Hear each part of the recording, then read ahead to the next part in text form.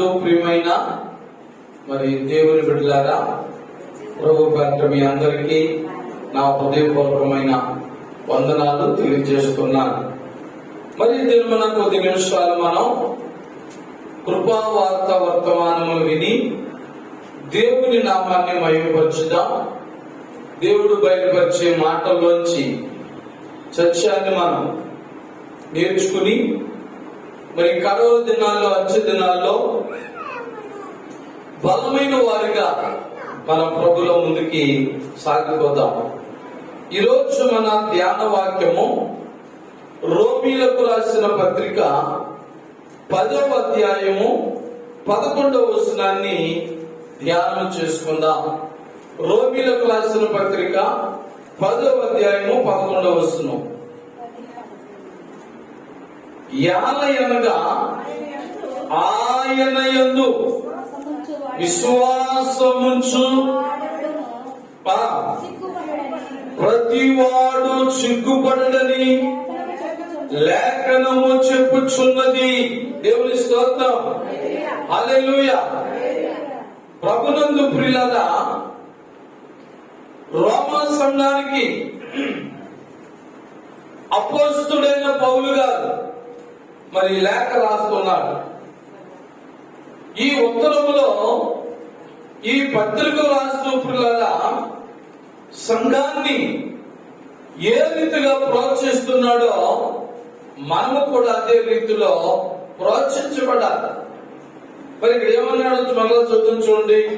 యాలయనగా ఆయన యందు విశ్వాసముంచు వాడెవడును సిగ్గుపడని లేఖనము చెప్పుచున్నది. దేవుని స్తోత్రం. పౌలు గారు తన సొంత మాట ఏం చెప్పడం లేదండి. ఇక్కడ చెప్పండి, సొంత మాట ఏం చెప్పాడా? ఏమన్నాడు ఆఖరిలో? లేఖనము చెప్పుచున్నది. ప్రియులారా, ఈ లోకంలో ఉన్న ప్రతి సేవకుడు కూడా విశ్వాసులకు, క్రైస్తవ సంఘాల్లో చెప్పవలసినటువంటిది ఎలాంటి మాటలంటే, లేఖనములో ఏమైతే ఉన్నాయో అవే చెప్పాలి. దేవుని స్తోత్రం. కానీ కొంతమంది లేఖనాలు పక్కన పెడుతున్నారు. ఏంటండి వీటి పక్కన పెడుతున్నారు? లేఖనములను ప్రక్కన పెట్టి తిమోతి పత్రికలో తీయదు గాని, తిమోతి గారికి పౌలు గారు లేఖ రాస్తూ ఏమన్నాడంటే, ఈ అంచె దినాల్లో, అపాయకరమైన దినాల్లో దురద చెవులు గలవారు ఉన్నారు అని చెప్తున్నాడు. ఏ చెవులండి? దురద చెవులు గలవారు. ఈ దురద చెవులు గలవారికి తగినటువంటి బోధకులు కూడా తయారవుతారటండి. వారేం చేస్తారట? కల్పనా కథలు చెప్పి, ఏ కథలు చెప్తారటండి? కల్పనా కథలు చెప్పి, కల్పించి, లేనివి ఉన్నట్లుగా, ఉన్నవి లేనట్లుగా బోధిస్తా ఉంటారటండి. ఈరోజు క్రైస్తవ సంఘములో, క్రైస్తవ జీవితంలో చాలా మంది ఇలాంటి పోరాటం ఎదుర్కొంటున్నారు. నేను ఒక వాక్యం చెప్తే, ఇంకో పాస్టర్ ఇంకోలా చెప్తే, ఇంకో పాస్టర్ ఇంకోలా చెప్తే, వినే విశ్వాసులతో ఏది నిజం, ఏది వాస్తవం తెలియక బుర్రలు పాడైపోతున్నాయి క్రైస్తవులకి. చెప్పండి, ఏం పాడైపోతున్నాయి? తలకాయలు పాడైపోతున్నాయి. చాలా మంది నాకు తెలిసిన వాళ్ళు ఉన్నారు, మెంటలోళ్ళు అయిపోయారు. ఏం బట్టి? వాక్యాన్ని బట్టి, మాలాంటి బోధకులను బట్టి. ఈ వాక్యాన్ని నేను ఒకలా చెప్తున్నాను, ఇంకొకలా చెప్తున్నారు, ఇంకొకలా చెప్తున్నారు. ఏం చేత? తిమోతి పత్రికలో రాయబడినట్లుగా కల్పనా కథలు నవ్వించి, కవించి, ఏదో వారు పెట్టగాదని చెప్పేసి పాపం నడిపేస్తున్నారు. నో, బైబిల్ చెప్తుంది అలా కాదు. బైబిల్లో పౌలు గారు ఏమంటున్నాడు? లేఖనము ఏమన్నాడండి? లేఖనము చెప్పుచున్నది. హల్లెలూయా. నాకు అది ఇష్టం అండి. నేను బీటీహెచ్ డిగ్రీ చేసినప్పుడు మన బైబిల్ కాలేజీలో నాకు అదే నేర్పారు. బైబిల్లో ఉన్నది ఉన్నట్టుగానే చెప్పాలట. ఏమి స్తోత్రం. ఒకవేళ అలా చెప్తే ఏం జరుగుతుందో వాళ్ళు చెప్పలేదు, కానీ ప్రకటన గ్రంథంలో చెప్తాడు. ఈ లేఖనములలో ఉన్న ఒక అక్షరమైనను ఒక పొల్లైనను మనం తీసివేయడం, కలపడం గాని తీసివేయడం గాని చేస్తే నా నోడలు చెప్పలేను. ఎలాంటి రోగాలు వస్తాయో బైబిల్లో రాసింది. కనుక పిల్లరా, నాకు ఇష్టం ఏంటంటే అరగంట చెప్పినా, గంట చెప్పినా, 2 గంటలు చెప్పినా వాక్యముది ఉన్నట్టుగానే చెప్తారు.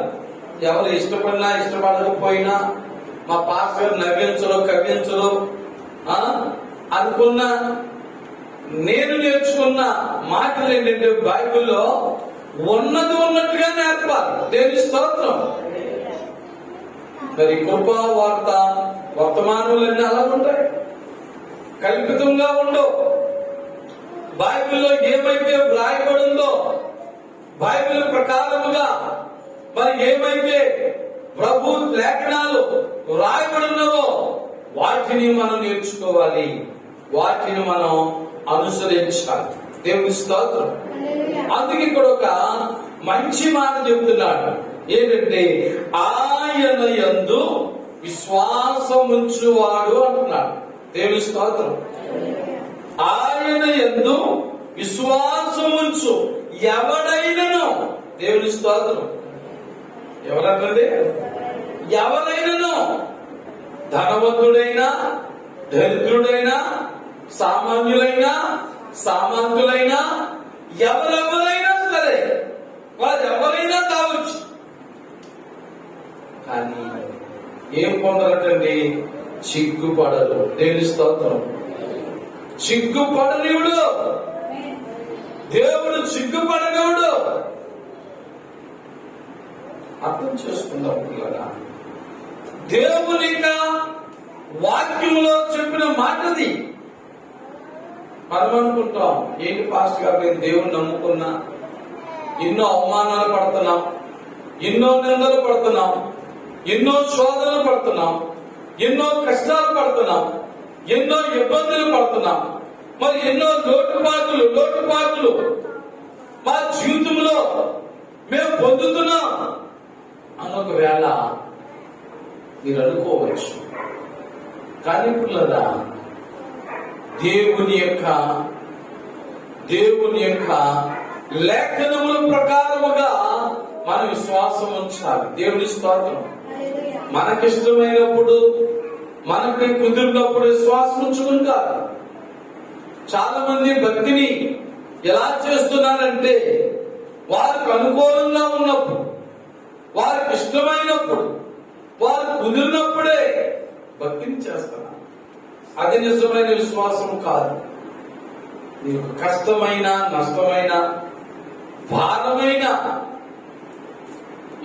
ఏమైనా నువ్వు దేవుని యందు విశ్వాసం ఉంచవలసిందే. దేవుని స్తోత్రం. దేవుని యందు, ఆయన యందు విశ్వాసం ఉంచిన వాడు ఎవరు చెడిపోలేదండి. ఎవరు చెడిపోయినా బైబిల్లో మీరు చూడండి, ఆదికాండం మొదలుకొని ప్రకటన గ్రంథం వరకు కూడా ఎవరెవరు దేవుని యందు విశ్వాసం ఉంచారో వారందరూ కూడా ప్రియులరా ఎంతో బలమైన వ్యక్తులుగానే మారిపోయారు. హల్లెలూయా. అందుకే మరి బైబిల్ చెబుతుంది, నమ్ముట నీ వలనైతే నమ్మువానికి సమస్తము కూడా సాధ్యమే. అది నిజమైన నమ్మకం అంటే, అది నిజమైన విశ్వాసం అంటే. అందుకే బైబిల్లో మరో చోట అంటాడు, క్రియలు లేని విశ్వాసము మృతం. మనలో విశ్వాసం ఉందని ఇంట్లో కూర్చుంటే విశ్వాసం అవుతుందా? అలాంటిది మృతం. చాలా మంది అంటారు నేను చర్చి కంటే రావట్లేదు కానండి, దేవుడు అంటే నాకు పచ్చి ప్రాణాలండి అంట, దేవుడు అంటే నాకు చాలా ఇష్టం అండి అంట, దేవుడు అంటే నాకు అలాగండి ఎలాగండి అంట. ఏది నీ విశ్వాసంకు ఒప్పుకోలేదు, నీ విశ్వాస భక్తి జీవితం ఏది? నువ్వు నిజమైన విశ్వాసం అయితే, నువ్వు నిజమైన క్రైస్తవుడైతే ఆదివారం ఎక్కడ ఉండాలి? చర్చిలోనే ఉండాలి, మందిరంలోనే ఉండాలి. నేను ఎక్కడో ఉంటాను, నా పాపంలో, మోసంలో, నా అన్యాయంలో, నా అక్రమంలో, లోకాస, నేత్రాస, శరీరాస, జీవపు డంబాల్లో నేను ఉంటానండి. అయినా నాకు ప్రభు ఇష్టమేనండి. చూడండి, అయినా నాకు ప్రభు ఇష్టమేనండి. ఒక విచిత్రమైన మాట చెప్తానంటారా? ఒక దేవుని నమ్ముకున్న ఆయన త్రాగుబోతు అయిపోయాడు. దేవుని నమ్ముకున్నాడు ఏమైపోయాడంటే త్రాగుబోతు అయిపోయాడు. త్రాగుబోతు అయిపోయిన తర్వాత దేవుని భయపడాలి కదా. అసలు త్రాగుడంటేనే దేవునికి పడము. సామెతల గ్రంథంలో త్రాగుడు గురించి చాలా బాగా రాశాడు. కానీ ఆయన వాస్తవం జరిగిందండి, పెట్టగల రాసమా. ఆయన మందు తాగేటప్పుడు ప్రార్థన చేసుకుంటాడండి. ఎవరన్నా ఒప్పుకుంటారు మాట, ప్రార్థన చేసుకుని తాగుతాడు. ఆలోచించండి, అది భక్త, అది విశ్వాసమా, అది ప్రార్థన, నిజమైన నమ్మిక? ఒకసారి చెప్పండి. తప్పది. విశ్వాసం అంటే అది కాదు. విశ్వాసం అంటే మారాలి. ఏమి స్తోత్రం.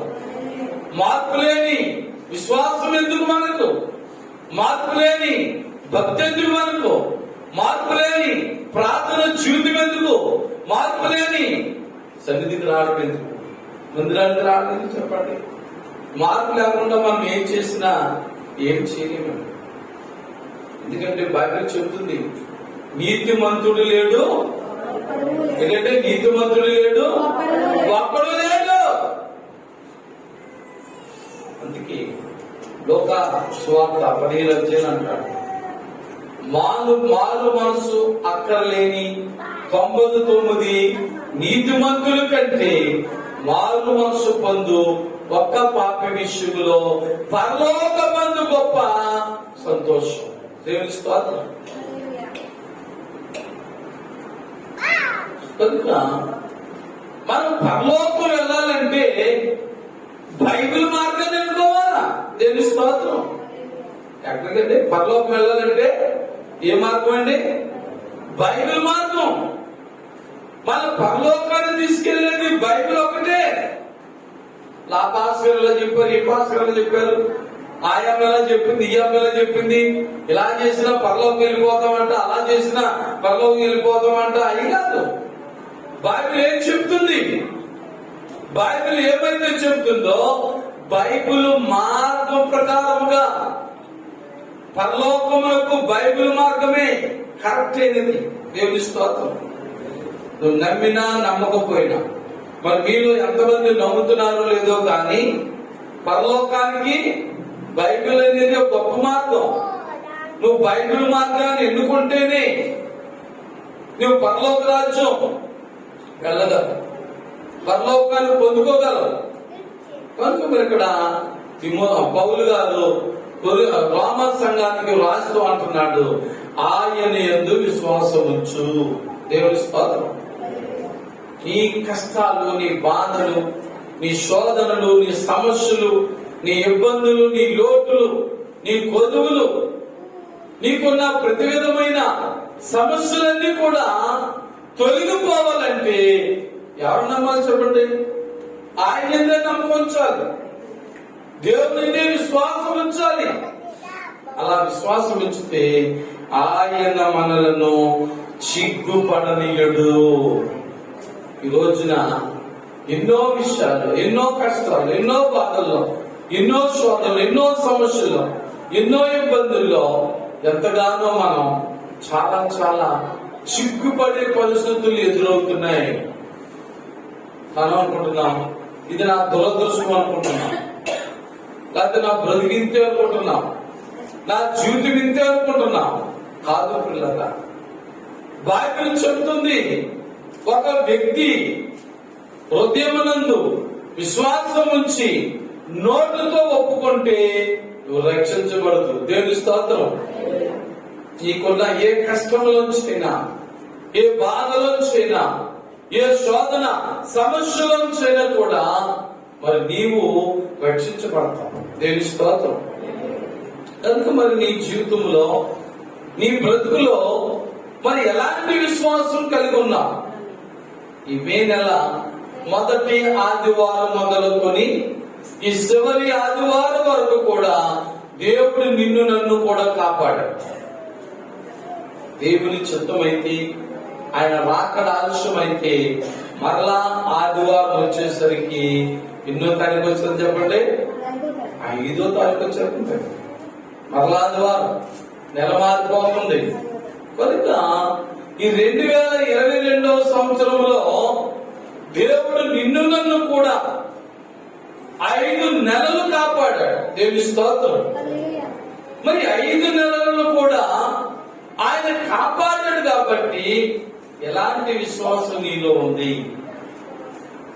ఒకవేళ నువ్వు అనొచ్చు, నా విశ్వాసం గొప్పది కాబట్టి దేవుడు 5 నెలల్లో కాపాడేసాడండి, రాబోయే 6 నెలలు కూడా కాపాడేస్తాడు అనొచ్చు. ఒకవేళ అది తప్పదు.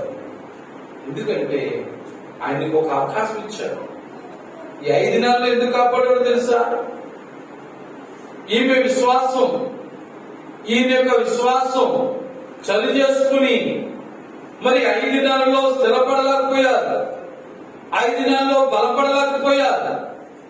కాబట్టి మరొక అవకాశం ఇస్తే ఇప్పుడైనా మార్పు చెంది, ఇప్పుడైనా స్థిరమైన బలమైన విశ్వాసము గలవారిగా మారతారేమో అని అవకాశం ఇచ్చాడు దేవుడు. హల్లెలూయా. చనిపోయిన వారి కంటే గొప్పవాళ్ళని కాదు, చనిపోయిన వారి కంటే విలువైన వారు కాదు, చనిపోయిన వారి కంటే గొప్పవారు కాదు. పిల్లరా, ఆయన నిన్ను నన్ను ఎందుకు బ్రతికిస్తా ఉన్నాడు? ఆయన ఎందుకు మనల్ని కాపాడుతూ ఉన్నాడంటే ఆయనలో మన విశ్వాసాన్ని, ఆయనలో మన భక్తిని సరి చేసుకుని స్థిరమైన బలమైన విశ్వాసిగా ఆయనలో మనం ఉండాలనే ఉద్దేశంతో ఆయన ఒక అవకాశం మనకి ఇచ్చారు. దేవుని స్తోత్రం. కానీ పేరుకు క్రైస్తవులమే గాని ఎన్ని విషయాల్లో చిక్కుపడవలసి వస్తుంది, ఎన్ని విషయాల్లో అవమానపరచబడవలసి వస్తుంది ఆలోచించండి. ఎందుకు చేత మన విశ్వాసం సన్నగిరుడి చేత. చూడండి, మరి బైబిల్లో తీయదు గాని పేతురు గారి విషయంలో మనం ఆలోచిస్తే ప్రభు అయిన యేసుక్రీస్తు వారితో 3.5 సంవత్సరాలు తిన్నాడు, తిరిగాడు, త్రాగాడు. ప్రభుని ఆ దొండలో వచ్చి తీసుకుని వెళ్తున్నప్పుడు, ఆయన వెంబడిస్తా ఉన్నప్పుడు ఒక చిన్ని పిల్ల ఆయన అడుగుతుంది, నీవు కూడా యేసులో ఉన్నవాడవే కదా అంటే ఏమన్నాడు అతను? ఎస్, అవును, ఆయనలో, ఆయన 12 మంది శిష్యుల్లో ఒక్కనే చెప్పాలి. చెప్పగలిగాడా? నేను కాదు అన్నాడు. కారణం ఏంటి? విశ్వాసం సరిలేదు. విశ్వాసంలో సన్నగిలిపోయాడు, భక్తిలో సన్నగిలిపోయాడు, ప్రార్థన జీవితంలో సన్నగిలిపోయాడు. కారణం పిల్లరా, మనకు తెలుసు. మనం ఎప్పుడైతే లోకాన్ని చూస్తామో, లోకంలో ఉన్న మనుషులు చూస్తామో, మన భక్తి తేడా వచ్చేస్తుంది.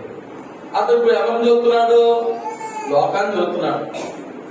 మా నాయకుడినే తీసుకెళ్లిపోతున్నాడు, మా నాయకుడినే తీసుకెళ్లి సిలువ వేసేస్తాను అంటున్నారు, నేను కూడా ఆయన అనుసరుడినే, నేను కూడా ఆయన శిష్యుల్లో ఒక్కడే అని చెప్తే నన్నేం చేసేస్తారు, నేనేమైపోతాను? కాదని ఒక మాట చెప్పేస్తే ఏ గొడవ ఉండదు అనుకున్నాడు. నేను దినాల్లో చాలా మంది క్రైస్తవులు అలాగే పేతురు వలె అవకాశవాదులుగా ఉన్నారు. చెప్పండి, అవకాశవాదులుగా ఉన్నారు. దేవుని బిడ్డలారా, ప్రభు తమతో ముందుగానే చెప్పిన మాటలన్నీ కూడా నెరవేరినప్పుడు అతనికి ఎన్ని గుర్తుకొచ్చి ప్రభు నాడు ఈ రాత్రి కోడి కుయ్యకు ముందే నమ్మారు నీవు నన్ను ఎరగనని చెబుతామన్నాడు. నోటి మాటలతో ఏమన్నాడు? అబ్బాబే నేను అలాగన్నా నీకోసం అలా చేసేస్తాను ఇలా చేసేస్తానని చాలా మాటలు చెప్పాడు బైబిల్లో. కానీ అక్కడ మరి పేతురు తన పెదవులతో చెప్పిన మాటలు నెరవేరయ్యా. ప్రభువారు మరి దివ్య దృష్టితో చెప్పిన మాటలు నెరవేరే చెప్పండి. ప్రభు చెప్పిన మాటలే నెరవేరే. అలాగే బొంకేశాడు. అప్పుడు జ్ఞాపకం వచ్చింది. అప్పుడు కన్నీరు కారుస్తున్నాడు. దేవుని స్తోత్రం. నిజమైన మారు మనసు వస్తున్నప్పుడు అందుకే బాగా చెప్తుంది, దైవ చిత్తానుసారమైన దుఃఖము రక్షణార్థమైన మారు మనసును కలుగు చేయును. దేవుని స్తోత్రం. ఇప్పుడు దైవ చిత్తానుసారమైన దుఃఖం కలుగుతుంది. ఇప్పుడు నిజమైన విశ్వాసం, నిజమైన భక్తి, నిజమైన ప్రార్థన జీవితం పేతురు గారిలోకి వచ్చింది. హల్లెలూయా. ఇప్పుడు ఇంకా ఎవరికి భయపడతలేదు.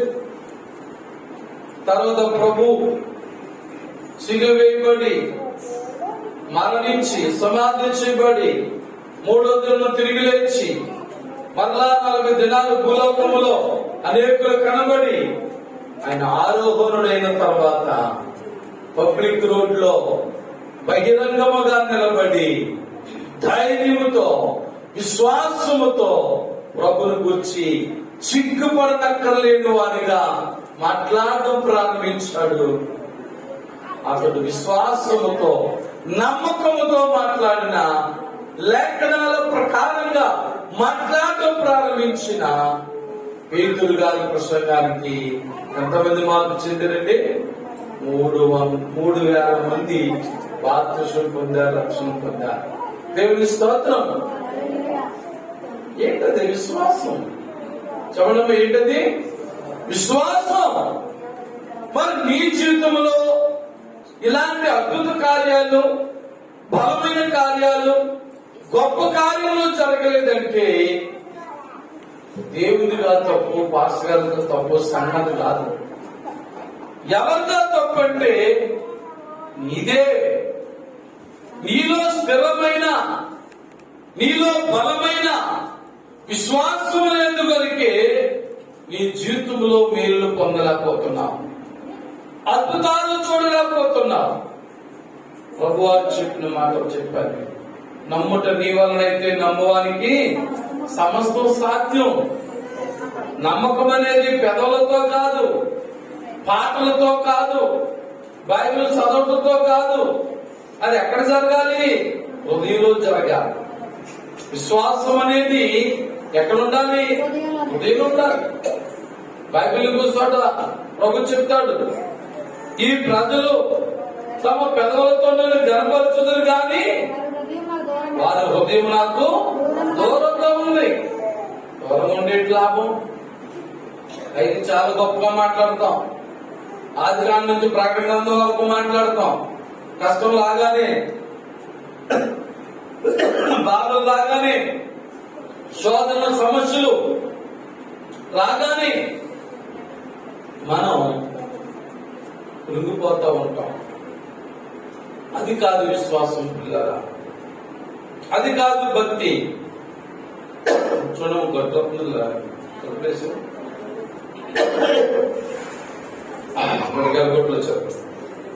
కనుక దేవుని బిడ్డలారా, దేవునిలో మనం స్థిరమైన బలమైన విశ్వాసము గలవారిగా మనం ఉండాలి. దేవుని స్తోత్రం. ఆయన అద్భుత కార్యాలు, ఆశ్చర్య కార్యాలు చేసేవాడు. చూద్దాం మరి యెషయా గ్రంథము 49వ అధ్యాయము యెషయా గ్రంథము 49వ అధ్యాయం 23వ వచనం చదువుతాం. ఇప్పుడు మాటలు బైబిల్ తీసుకుని ముగించుకుందాం. యెషయా గ్రంథం 49వ అధ్యాయం 23వ వచనం.